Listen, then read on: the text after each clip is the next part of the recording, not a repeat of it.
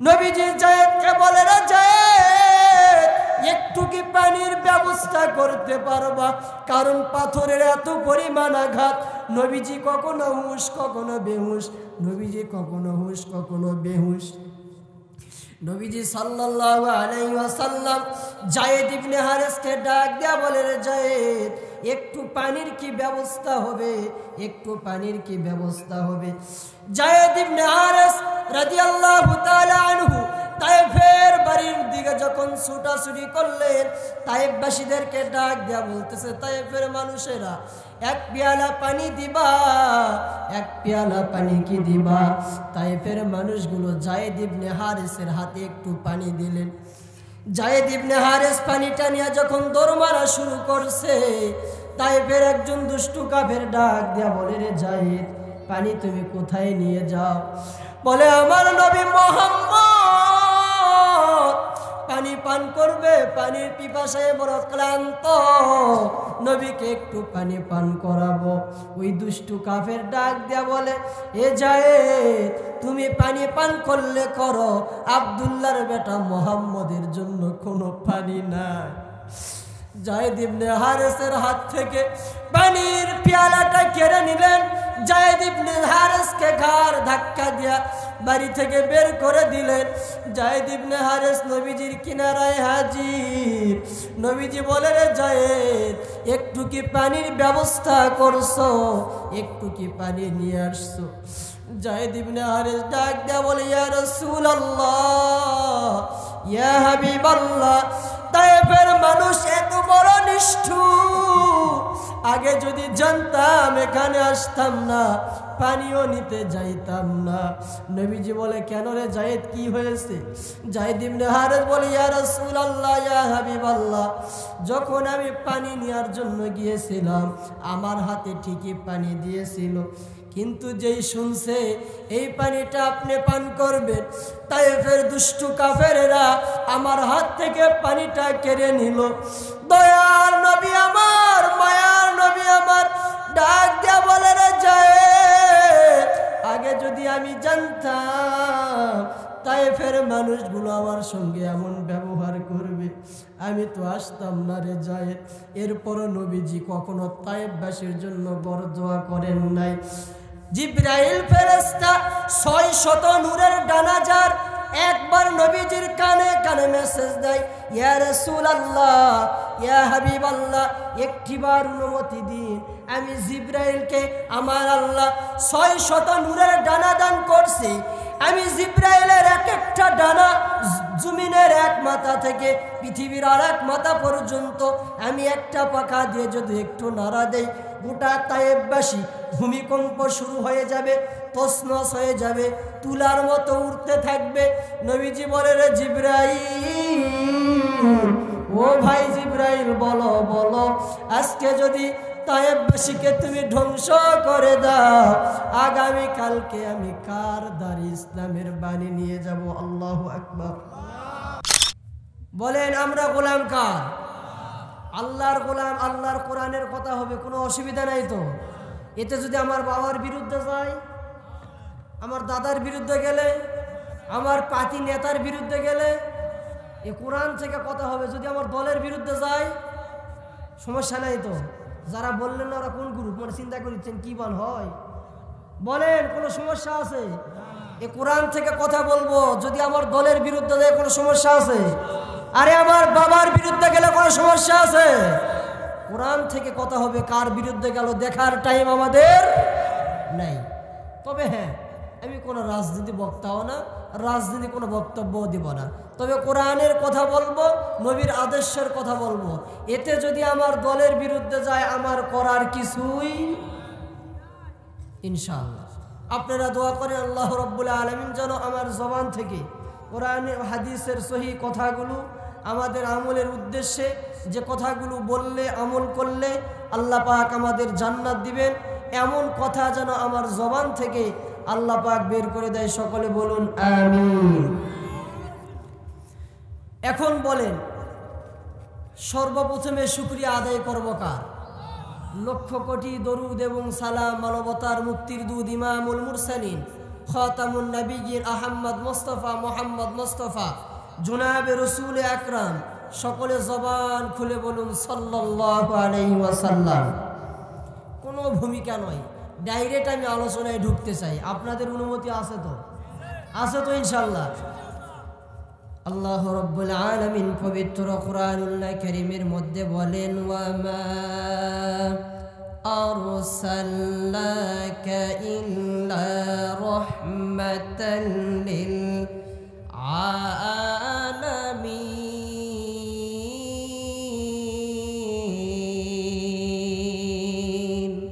একটু জবান খুলে বলা যাবে কি আল্লাহু আকবার? আল উলামার দুশ্মনেরা হয়ে যা সাবধান, নইলে জুতার বাড়ি খাবি, হারাবে সম্মান। আরে মোরা সবাই মুসলমান, দিতে পারি জান।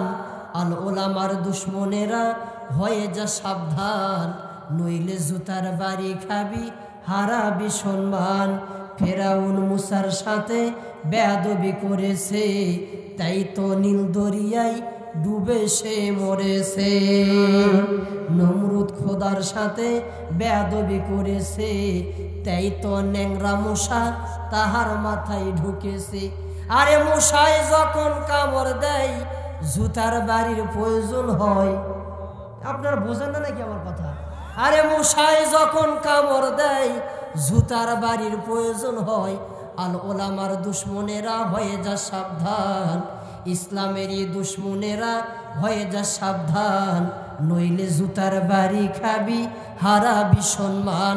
আরে মোরা সবাই মুসলমান, দিতে পারি জান। আল উলামার দুশ্মনেরা হয়ে যা সাবধান। লিল্লাহে তাকবীর।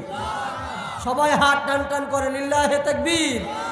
আল কোরআনের আলো, কোরআন হাদিস যেখানে, গান বাজনা যেখানে,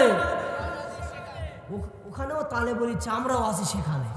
আরে গান বাজনা যেখানে আমরা নাই, আরে জাতে মাতাও তালে ঠিক।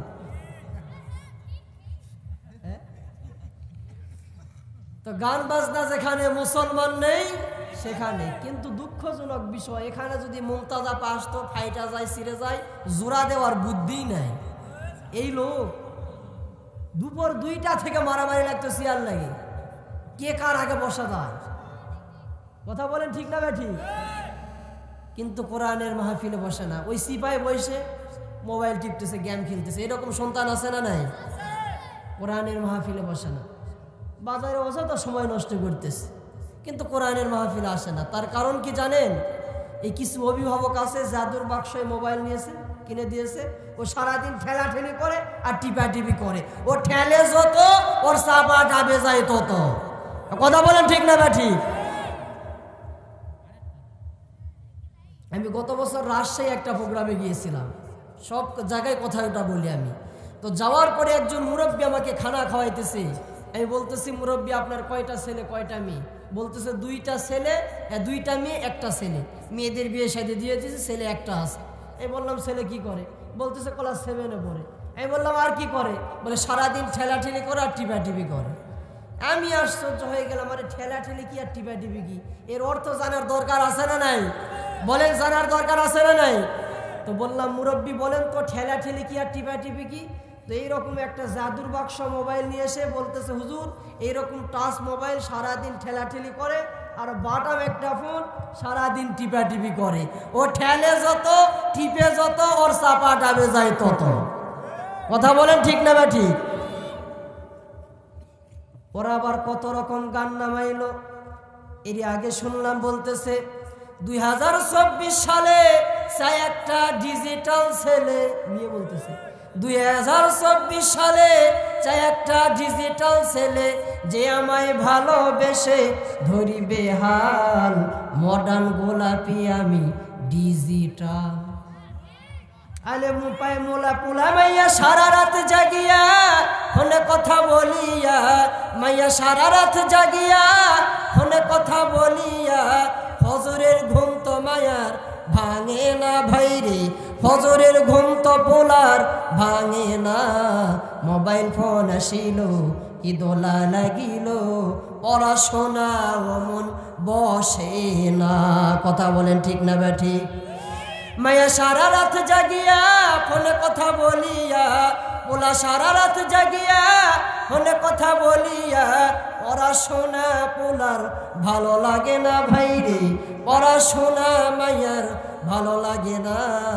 মোবাইল ফোন আসিল, কি দোলা লাগিল, ফজরের ঘুম তো মায়ার ভাঙে। আরে না, এটাও বলতে পারবেন না? হ্যাঁ, মনে করতেছেন ছেলেরা খুব ভালো না, এক একটা ছেলে 4টা 5টা প্রেম করে, আছে না? না, এরকম শাহজাদপুর নগর মধ্যে আছে না? মনে করতেছেন মেয়েরা খুবই ভালো, ওদের ফ্যাকাইটি আছে 8 থেকে 10টা। তাহলে সিরিয়াল কয় নম্বরে রাখছে আপনাকে চিন্তা করছেন রে যুবক? এ যুবক, পায়ে হাত দিয়ে বলি রে ভাই, মিথ্যা বলার জন্য এখানে বসে নাই। যেই মেয়ের পিছনে তুমি সারাদিন ঘুর ঘুর ঘুর ঘুর করে ঘোরো, স্বার্থ যখন শেষ হয়ে যাইবে, ওই মেয়ে তোমার সঙ্গে আর সম্পর্ক রাখবে না। তোমার চাইতে যদি একটু টাকাওয়ালা আর একটা যুবকের নাগাল পেয়ে যায়, তোমার সঙ্গে আর সম্পর্ক রাখবে না রে যুবক। এ বৃদ্ধ বাবা পায়ে হাত দিয়ে একটা কথা বলে যায়, যাদের জন্য এত কিছু করতেছ রে যুবক, ওই মেয়েটি স্বার্থর জন্য তোমার সঙ্গে সম্পর্ক করছে। আর পৃথিবীতে বিনা স্বার্থে ভালোবাসে 1 নম্বরে তোমার মা, 2 নম্বরে তোমার বাবা। মা নিজে না খেয়ে তোমাকে আমাকে খাওয়াইলো, বাবা নিজে না নতুন পোশাক নিয়ে তোমাকে আর আমাকে পরাইলো। এ যুবক, বৌমা নামের বোমা বাড়িতে আনার পরে বলেন অশান্তি বাড়ছে না কমছে? বৌমা নামের বোমা বাড়িতে আনার পরে মার কথা শোনে না, সন্তান আর বাবার কথা শোনে না, শ্বশুরকে আব্বা আব্বা বলে ডাকে, এরকম বাটবার সন্তান আছে না নাই? আর শাশুড়িকে আম্মা আম্মা বলে ডাকতেছে। নিজের যে মা জন্ম দিল, 10 মাস পেটের মধ্যে রাখলো, ওই মা ঠিক মতো খাইতে পারলো না রে যুবক, ওই মা ঠিক মতো ঘুমাইতে পারলো না। মা খাইতে যাবে, হঠাৎ পেটের ব্যথা শুরু হয়েছে, মা খাইতে পারলো না। মা একটু ঘুমানোর চেষ্টা করতেছে, হঠাৎ সন্তান ডান দিক থেকে ব্যথা শুরু হয়েছে, মা এবার বাম দিক হয়েছে, আবার বাম দিকে ব্যথা শুরু হয়েছে। মা ঠিক মতো ঘুমাইতেও পারল না, ঠিক মতো খাইতেও পারল না। কিন্তু বিয়ে করার পরে সন্তান মাকে ভুলে যায়, বাবাকে ভুলে যায়, আলাদা হয়ে যায়। এমন সন্তান বলেন আমাদের সমাজে মহল্লায় আছে না? না, মাকে কখনো ভোলা যাবে না রে যুবক। আমার বন্ধু মৌলানা জাফর আবু জাফর সিদ্দিকী ভাই মা বাবার কত সুন্দর আলোচনা করলো। এর উপরে আমি তো একটা কথা বলে অন্য আলোচনায় যাইতেছি। ওই মা 10 মাস যখন পেটের মধ্যে রাখলো, মা তো তোমার আমার পিছনে দুনিয়াতে আসার পরে 2 থেকে 2.5 বছর সিসি ক্যামেরার মতো লাগিয়েছিল। মার দোয়া কত দামি রে যুবক,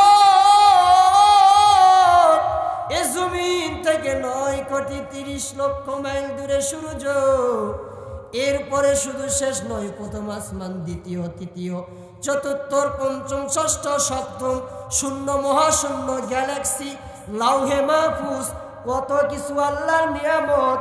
কিন্তু মা যখন দুহাত তুলে দোয়া করে, আমার আল্লাহর নবী পাক জবান দিয়া বলেন, ওই মার মাঝে, ওই বান্দির মাঝে আর আমার আল্লাহর মাঝে কোনো ফারাক থাকে না, ডাইরেক্ট দোয়াটা আল্লাহ কবুল করে না। সুবহানাল্লাহ বললেন না? কিন্তু মার খেদমত করে না, বাবার খেদমত করে না, কিন্তু শ্বশুর শাশুড়ি খেদমত ঠিকই করে, যা চাই না এর চাইতে বেশি দেয়। কিন্তু নিজের আরেকটা রুমে স্ত্রী সন্তান নিয়ে গোস্ত দিয়া খাবার খাইলো, কিন্তু একটিবার মার খোঁজ নিল না, বাবার খবরটাও নিল না। এইরকম নাফরমান সন্তান আমাদের মহল্লায় গ্রামে আছে না নাই? সবাই বলেন আছে না নাই? এ যুবক, বাহিরে আর সময় নষ্ট করিও না রে ভাই, পায়ে হাত দিয়া বলে যায়, যদি প্রকৃত মা বাবাকে ভালোবেসে থাকো একটু এখানে আসো, দুই একটা কোরআন ও হাদিসের কথা শোনো। এমনও হতে পারে এই কথার উসিলা করিয়া, আমলের উসিলা করিয়া আল্লাহ পাক তোমার জিন্দেগির গুনাহ মাফ করে দিবে। কথা বলেন ঠিক না ব্যাঠিক? এ বৃদ্ধ বাবা, পর্দার অন্তরের মা, কেন স্বামীর খেদমত করবেন না রে মা? কেন স্বামীর খেদমত করবেন না জানেন? আপনার স্বামী কত দামি একজন ব্যক্তি। আপনার স্বামী যদি একবার বলে, রহিমা ও খাদিজা, হাফসা, আমি তোমার উপরে খুশি। আল্লাহ রাব্বুল আলামিন বলেন, কোন স্বামী যদি স্ত্রীর উপরে খুশি থাকে, আল্লাহ নবী আমার পাক জবান দিয়া বলেন, কোন স্ত্রী যদি স্বামীর উপরে খুশি থাকে, আবার স্বামী যদি স্ত্রীর উপরে খুশি থাকে, আমার আল্লাহ তাদের উপরে রাজি খুশি থাকে। সুবহানাল্লাহ বলে। বোক যায় আজকে যদি বলেন, আপনি বলো তো তুমি আমার উপরে খুব কি রাজি খুশি, বলবে কোথায় থেকে ভুঙ্গে ধরে আসবে, এ কথা বলবে না? কারণ কি, বউ মারা মরদ আমাদের এলাকায় আছে না নাই? মানে বাংলা গ্রামের কথা, বউ পিটা মরদ এখানে কি আছে? হাত তোলেন তো, এই বিয়ে করে দিতে সব আল্লাহর ওলি বসা একজন আছে। আর কিন্তু আপনিও আসবেন না? ও আজকে আপনার দিকে যাচ্ছে নাকি?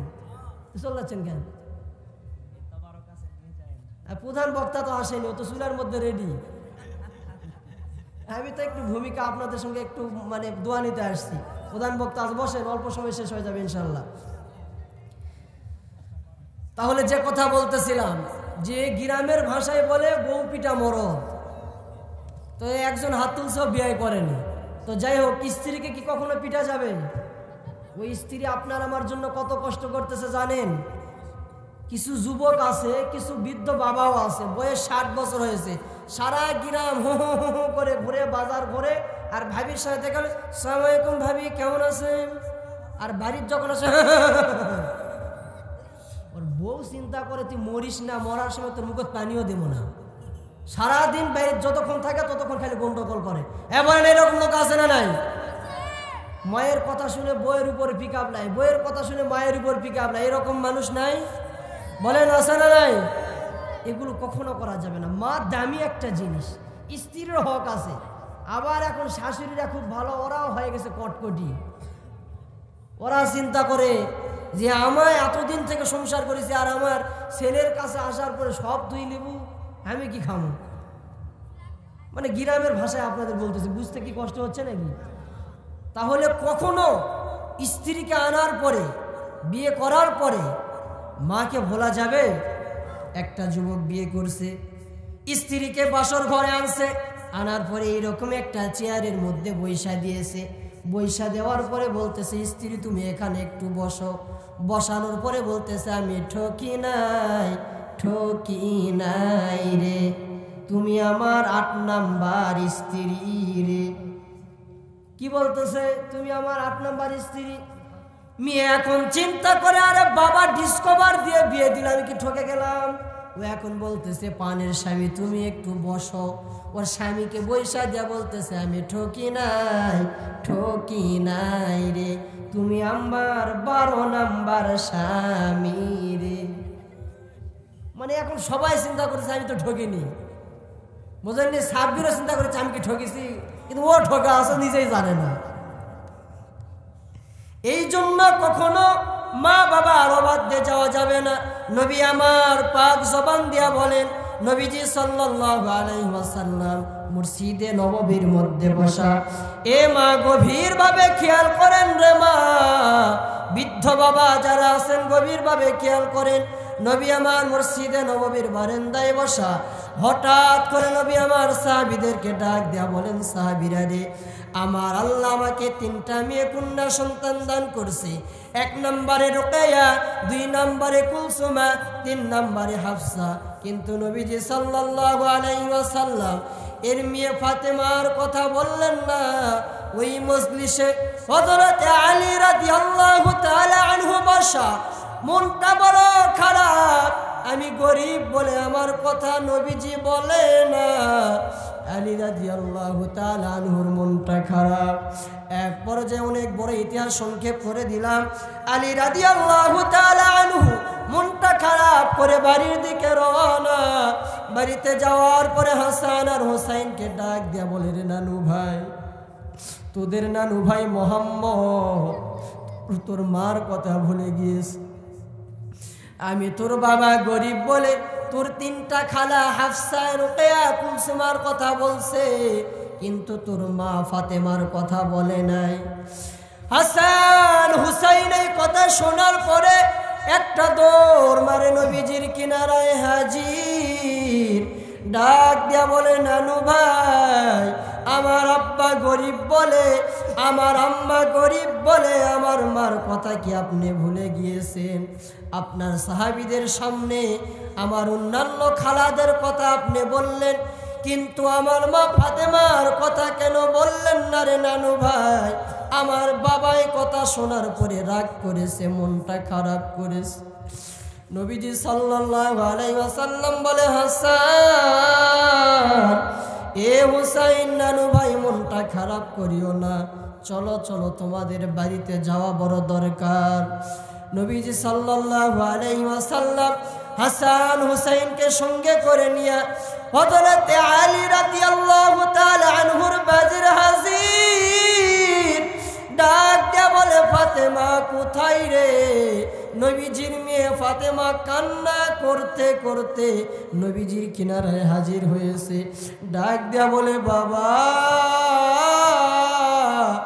গরিব ঘরে বিয়ে দিয়েছে, এই জন্য আপনি নাকি আমাকে ভুলে গিয়েছেন। আপনার তিনটা মেয়ের কথা বলেছেন, কিন্তু আমি আপনার মেয়ে ফাতেমা আমার কথা বলেন নাই। আপনার জামাই আলীর কথা বললেন না। আপনার জামাই গরিব বলে আমাদের কথা কি আপনি ভুলে গিয়েছেন? দয়ার নবী আমার, মায়ার নবী আমার ডাক দেয়া বলে, ফাতেমা রে, কান্না করবি না রে মা, তুই তো আমার মেয়ে নয়, তুই হলি আমার মা। আল্লাহু আকবার বলেন। নবীজি সাল্লাল্লাহু আলাইহি ওয়াসাল্লাম তায়েফের ময়দানে যখন বারবার পাথরের আঘাত খাইল, নবীর শরীর থেকে রক্তগুলো পড়িয়ে যায়। নবীজি এক পর্যায়ে যখন বাড়ির মধ্যে চলে আসছে, নবীজির ওই তিনটা মেয়ে রোকেয়া, কুলসুমা, সুমাইয়া, হাফসা মেয়েগুলো, নবীজির ওই তিনটা মেয়ে নবীজির কিনারা এসে বলতেছে, বাবা, তায়েফের মানুষগুলো এত বড় নিষ্ঠুর, আপনাকে এত পরিমাণ আঘাত করলো, কেমন করে আপনি আঘাতগুলো সহ্য করবেন, কেমন করে ব্যথা সহ্য করবেন? এটা নবীজির ওই তিনটা মেয়ে বলেছে।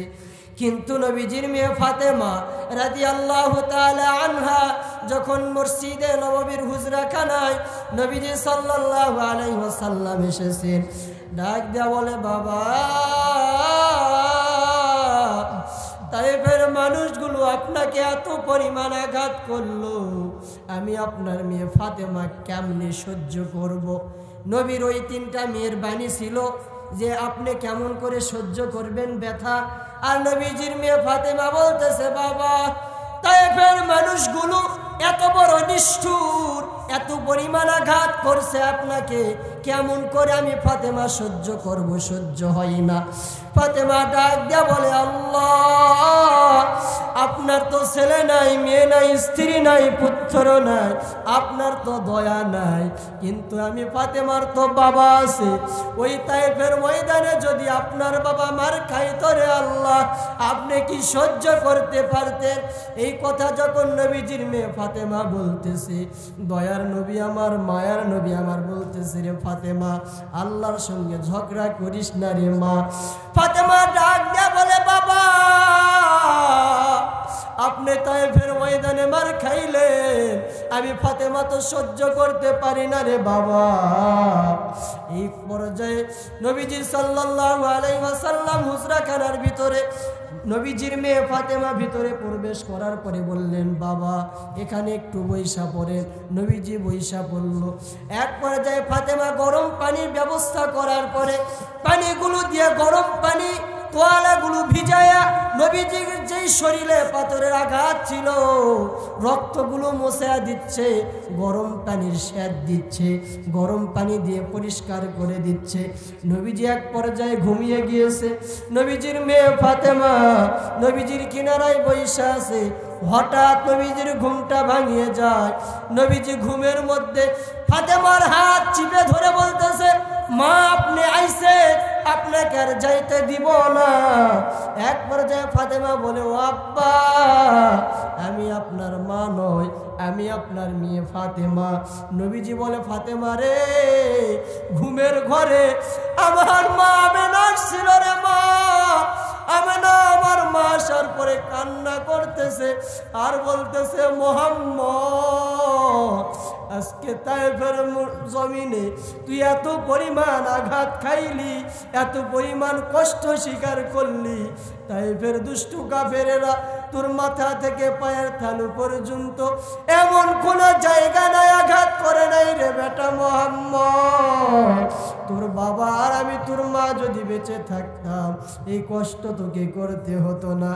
নবীজি তায়েফের ময়দানে বলেন, এ তায়েফবাসীরা, আমি নবীজির মা নাই, বাবা নাই, আমাকে কেন তোরা পাথরের আঘাত করিস? তায়েফের ময়দানে নবীজির সঙ্গে ছিল যায়েদ ইবনে হারেস রাদিয়াল্লাহু তাআলা আনহু। নবীজি যায়েদকে বলে, রে যায়েদ, একটু কি পানির ব্যবস্থা করতে পারবা? কারণ পাথরের এত পরিমাণ আঘাত। নবীজি কখনো হুঁশ কখনো বেহুশ, নবীজি কখনো হুঁশ কখনো বেহুশ। নবীজি সাল্লাল্লাহু আলাইহি ওয়াসাল্লাম যায়েদ ইবনে হারেসকে ডাক দেয়া বলে, রে যায়েদ, একটু পানির কি ব্যবস্থা হবে? একটু পানির কি ব্যবস্থা হবে? যায়েদ ইবনে হারেস রাদিয়াল্লাহু তাআলা আনহু তায়েফের বাড়ির দিকে যখন ছুটাছুটি করলেন, তায়েফবাসীদেরকে ডাক দেয়া বলতেছে, তায়েফের মানুষেরা, এক পেয়ালা পানি দিবা, এক পেয়ালা পানি কি দিবা? তায়েফের মানুষগুলো যায়েদ ইবনে হারেসের হাতে একটু পানি দিলেন। যায়েদ ইবনে হারেস পানিটা নিয়ে যখন দৌড় মারা শুরু করছে, তায়েফের একজন দুষ্টু কাফের ডাক দেয়া বলে, রে যায়েদ, পানি তুমি কোথায় নিয়ে যাও? বলে, আমার নবী মুহাম্মদ পানি পান করবে, পানির পিপাসায় বড় ক্লান্ত, নবীকে একটু পানি পান করাবো। ওই দুষ্টু কাফের ডাক দেয়া বলে, এ যায়েদ, তুমি পানি পান করলে করো, আব্দুল্লাহর বেটা মুহাম্মদের জন্য কোনো পানি নাই। যায়েদ ইবনে হারেসের হাত থেকে পানির পেয়ালাটা কেড়ে নিলেন। যায়েদ ইবনে হারেসকে ঘাড় ধাক্কা দিয়া বাড়ি থেকে বের করে দিলেন। যায়েদ ইবনে হারেস নবীজির কিনারায় হাজির। নবীজি বলে, রে যায়েদ, একটু কি পানির ব্যবস্থা করছো? একটু কি পানি নিয়ে আসছো? যায়েদ ইবনে হারেস ডাক দেয়া বলে, ইয়া রাসূলুল্লাহ, ইয়া হাবিবাল্লাহ, তায়েফের মানুষ এত বড় নিষ্ঠুর, আগে যদি জানতাম এখানে আসতাম না, পানিও নিতে যাইতাম না। নবীজি বলে, কেন রে যায়েদ, কি হয়েছে? যায়েদ ইবনে হারেস বলে, ইয়া রাসূলুল্লাহ, ইয়া হাবিবাল্লাহ, যখন আমি পানি নেওয়ার জন্য গিয়েছিলাম আমার হাতে ঠিকই পানি দিয়েছিল, কিন্তু যেই শুনছে এই পানিটা আপনি পান করবেন, তায়েফের দুষ্টু কাফেরেরা আমার হাত থেকে পানিটা কেড়ে নিল। দয়ার নবী আমার, মায়ার নবী আমার ডাক দেয়া বলে, রে যায়েদ, আগে যদি আমি জানতাম তায়েফের মানুষগুলো আমার সঙ্গে এমন ব্যবহার করবে, আমি তো আসতাম না রে যায়েদ। এরপরও নবীজি কখনো তায়েফবাসীর জন্য বড় দোয়া করেন নাই। জিবরাইল ফেরেশতা 600 নূরের ডানাজার একবার নবীজির কানে কানে মেসেজ দেয়, ইয়া রাসূলুল্লাহ, ইয়া হাবিবাল্লাহ, একটিবার অনুমতি দিন, আমি জিবরাইলকে আমার আল্লাহ 600 নূরের ডানা দান করছি। আমি জিবরাইলের এক একটা ডানা জমিনের এক মাথা থেকে পৃথিবীর আর এক মাথা পর্যন্ত আমি একটা পাখা দিয়ে যদি একটু নাড়া দেই, গোটা তায়েফবাসী ভূমিকম্প শুরু হয়ে যাবে, তছনছ হয়ে যাবে, তুলার মতো উঠতে থাকবে। নবীজি বলে, রে জিবরাইল, ও ভাই জিবরাইল বলো বলো, আজকে যদি তায়েববাসীকে তুমি ধ্বংস করে দাও, আগামী কালকে আমি কার দ্বারে ইসলামের বাণী নিয়ে যাব? আল্লাহু আকবার। একটু জবান খুলে বলেন আল্লাহু আকবার। সবাই উচ্চ আওয়াজে বলেন আল্লাহু আকবার। এ যুবক, বৃদ্ধ বাবা, পর্দার অন্তরালের মা, গভীরভাবে খেয়াল করেন, অল্প কিছু সময় শেষ করে দিব। আল্লাহ নবী উম্মতের জন্য 63 বছরের জিন্দেগি এত পরিমাণ কষ্ট করলো, এত পরিমাণ কষ্ট। এক পর্যায়ে নবীজি সাল্লাল্লাহু আলাইহি ওয়াসাল্লাম তায়েফের জমিন থেকে যখন চলে আসছে, ফাতেমা নবীজির মেয়ে ডাক দিয়া বলে, ও আল্লাহ, আমি ফাতেমার তো বাবা আছে, তোমার তো বাবা নাই, তুমি বুঝবা না, আজকে তায়েফের জমিনে যদি তোমার বাবা মার খাইতো, আল্লাহ বলো বলো তুমি কি সহ্য করতে পারতা? দয়ার নবী আমার, মায়ার নবী আমার ডাক দিয়া বলে, ফাতেমা রে, আল্লাহকে এমন কথা বলতে নেই, কারণ আল্লাহ পাক বলে, লাম ইয়ালিদ ওয়া লাম ইউলাদ, আমি আল্লাহর ছেলে নাই, মেয়ে নাই, স্ত্রী নাই, পুত্র নাই, আমি আল্লাহর ভাই নাই, বোন নাই, বড় আদর করে বান্দা বান্দি বানাইছি রে গোলাম। তোমরা যখন জবান দিয়ে আমি আল্লাহকে একটিবার আল্লাহ আল্লাহ বলে ডাক দিয়ে দাও, আমি আল্লাহর কুদরতি অন্তর এত পরিমাণ ঠান্ডা হয়, বান্দার জিন্দগি তামাম সগীরা গুনাহগুলো আমি আল্লাহ ক্ষমা করে দে। কেন নেতার নাম হাজারবার বলে, এরকম কর্মী আছে না নাই? তোমার নেতা আমার নেতা একজনই জানে, আপনারা কেউ জানেন না? ও চা খায় অভ্যাসে, জানবে কেমনে? তোমার নেতা আমার নেতা, দুনিয়ার মুসলিম আলেম উলামা যেখানে, লিল্লাহে তাকবীর। আপনার জীবনের ফলো, আপনার জীবনের নেতা আদর্শ হবে মুহাম্মদুর রাসূলুল্লাহ সাল্লাল্লাহু আলাইহি ওয়াসাল্লাম। এখন যুবকেরা ফলো করে লুচ্চা খান, সাকিব খান, এরকম যুবক আছে না নাই? ও যেমন কাটিং দেয় এ সেমন কাটিং দেয়। আর মেয়েরা তো বলাই যাবে না, ওদের পোশাক দেখেন, প্রথমে শুনছিলাম 4 পিস, এরপরে 1 পিস কমাইছে ডিজিটাল বাংলায়, এরপরে নাম দিল 3 পিস, আবার 1 পিস কমাইছে, নাম দিয়েছে 2 পিস, এরপরে আবার 1 পিস কমাইছে, নাম দিয়েছে 1 পিস, এরপরে এত বড় একটা ঘের, নাম দিয়েছে প্লাজো। 22 জনার পাও ঢুকবে কয়জনার? বিশ্বাস করলেন না? কত বড় ঘের কি দরকার আছে? নাম হলো প্লাজো। 22 জনার পাও ঢুকবে কয়জনার? এগুলো কে কে কিনে দেয়? হাত তোলেন তো। সব আল্লাহর ওলি বসা, আমার তো এখানে ওয়াজ করার দরকারই নেই, এগুলা তো আমরাই কিনে দেই। কথা বলেন ঠিক না বা ঠিক? জোরে বলেন, কথা বলেন ঠিক না বা ঠিক? যেই মেয়েটির রাস্তাঘাটে মাথায় কাপড় নাই, বুঝতে হবে ওই মেয়েটির লজ্জা শরম নাই। যেই মেয়েটি পোশাক পরে পাখি কিরণ মালা, মরার পরে বুঝবে তুমি মালার কি যে জ্বালা।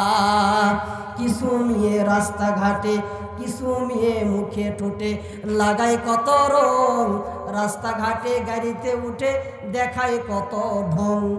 ওদের দেখে যুবকরা সব বারবার তাকায়। লজ্জা না থাকিলে কি আর লজ্জা দেওয়া যায়? লজ্জা না থাকিলে কি আর লজ্জা দেওয়া যায়? যেই মেয়েটির বুঝবেন মাথায় কাপড় নাই, সেই মেয়েটির কি নাই? লজ্জা শরম নাই। যদি একটা ভদ্র ভালো ফ্যামিলির সন্তান হয়, ও বাহিরে কি বেপরদা হয়ে বেরোতে পারবে? পারবে? আর কত যুবক আর যুবতী দেখেন, নাম দিয়েছে শিশু পার্ক, একটাও শিশু নাই, সব যুবক আর যুবতী। একটা কি শিশু ওখানে আছে? হ্যাঁ, নাম দিয়েছে কি সুন্দর শিশু পার্ক, একটাও শিশু নেই, সব যুবক আর যুবতী। রমনা পার্কের গাছের গোড়ায় বসছে ওরা জোড়ায় জোড়ায়, যাই না চেনা মানুষ না পশু, যাই না চেনা মানুষ না পশু, ওদের আচরণ চলাফেরায় রমনা পার্কের গাছের গোড়ায় বসছে ওরা জোড়ায় জোড়ায়। বলেন এমন আছে না নাই? যারা বললেন না কোন গ্রুপ, সবাই বলেন আছে না নাই? মাটির একটি ঘর যদি না ফরমান হয়ে যায় ওই ঘরটা আগুনের গর্ত হয়ে যাবে। এ মা মনটা কি চাই না একজন আলেমের মা হয়ে কবরে যাইবে? আল্লাহর কসম খেয়ে বলতে পারি যদি আলেমের মা হয়ে যাইতে পারেন, যদি হাফেজে কোরআনের মা হয়ে কবরে যাইতে পারেন, আল্লাহ নবী পাক জবান দিয়ে বলেন ওই আলেম যখন কবরের কিনারায় দাঁড়িয়ে রব্বির হামহুমা কামা রব্বায়ানি সগীরা দোয়া পড়তে দেরি হবে, আমার আল্লাহ নবী বলেন মুহূর্তের মধ্যে, সেকেন্ডের মধ্যে মা বাবার গুনাহ মাফ করে দিতে দেরি হয় না। এইরকম একটা সন্তান বলেন তৈরি করার দরকার আছে না নাই? আর সন্তান কেজি দিচ্ছে, পেঁয়াজি বানায়, 22 বছর পরে ও বাড়িতে আসে হাঁস ধরে আর খায় নাই? কিন্তু একটা সন্তানে যে আবু জাফর ভাই এরকম এখান থেকে শুরু করে যত ইমাম মুয়াজ্জিন এদের মা কি অশান্তিতে আছে? তালাশ নিয়ে দেখেন এদের মা বাবা যতটুক শান্তিতে আছে পৃথিবীর আর কারো মা বাবা এতটুক সুখে নাই। কথা বলেন ঠিক না বেটি? এই জন্য একটা সন্তান অথবা একটা নাতি আলেম হাফেজে কোরআন বানাইতে হবে। এই রাজি আছেন তো?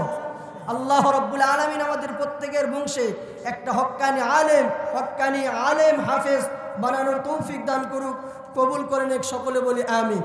এখন বলেন যে মাহফিলের কাজটি হয়েছে এটা ভালো না খারাপ? এই কাজটা ভালো না?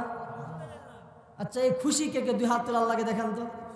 এই কাজ যে হয়েছে আমরা করলাম, লিল্লাহে তাকবীর, লিল্লাহে তাকবীর, আল কোরআনের আলো। আচ্ছা আমরা সবাই তো খুশি, মা বোনেরা বসছে না? আচ্ছা তাহলে আমরা সবাই খুশি। আমরা কি চাই এই রকম কোরআনের আয়োজন আগামী বছরও হোক? ইনশাল্লাহ চাই। ডেগোটার ভাই মন খারাপ, বউ বেজার নাকি? আরে টেনশন নাই, কোন দিনের খেদমতে আসি, টেনশন নেই। একটা বউ গেলে আবার বিয়া দেবো, আপনার 1 টাকাও নেবো না, বিয়া করে দেবো। খুশি তো? কোনো চিন্তা নেই, আপনি টেনশন করেছেন কেন? মন খারাপ করে আসেন, কোনো টেনশন নেই। এগুলো কোরআনের জন্য যারা সময় দিবে, যারা বুদ্ধি দিবে, যারা সময় দিবে, অর্থ দিবে, কিয়ামতের কঠিন ময়দানে আল্লাহ রাব্বুল আলামিন এই উসিলায় নাজাত দিতে পারে। সুবহানাল্লাহ বলে। তো এই জন্য আপনাদের কাছে আমি কারো সন্তান সমতুল্য, কারো ছোট ভাই বড় ভাই, কারো নাতি সমতুল্য। আমি আপনাদের কাছে একটা আবদার, যাই যে পারেন 100 টাকা 200 টাকা 500 টাকা হুজুর আমি দিব, সকলের জন্য দোয়া হবে। এটা করতে অনেক খরচ। আমি একজন ব্যক্তি চাই সর্বপ্রথমে যে হুজুর আমি আল্লাহকে ভয় করি, এ বোন তুমি কোথায় যাবে চলো, তোমাকে পুষে দেওয়া এটা আমার ইমানি দায়িত্ব।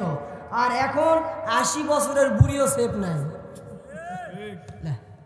সত্য তো? 80 বছরের 70 বছরের বুড়ি মহিলাও সেফ নেই।